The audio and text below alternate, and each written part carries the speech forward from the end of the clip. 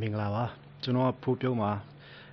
ဒီခွေမှာကျွန်တော် base တီးပေးပါတယ်နောက်တချို့ချင်းလေးတွေ arrangement လုပ်ထားပေးပါတယ်ကျွန်တော်တို့တက်နိုင်တဲ့လောက်လေးစူးစမ်းထားပါတယ်အကောင်းဆုံးဖြစ်အောင်ပါနော်ပရိသတ်တွေကလည်းနားထောင်ပြီးတော့လိုအပ်တယ်လေးရှိရင်ကြံ့ကြံ့ပေးဝေဖန်အားပေးကြပါလို့ပြောချင်ပါတယ်ကျေးဇူးတင်ပါတယ်โอเคတယ်ဗျာကျွန်တော်ပါဗျာကျွန်တော်မပြောတတ်ဘူးကျွန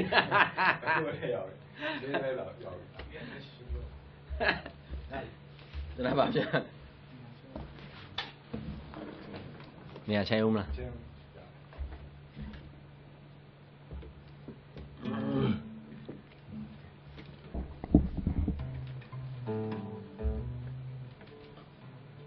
ဘာပြောမှမသိပါဘူး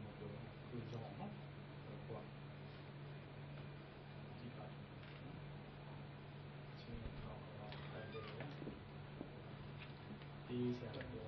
ဆရာတော်မျိုးလေးဒီကဒီ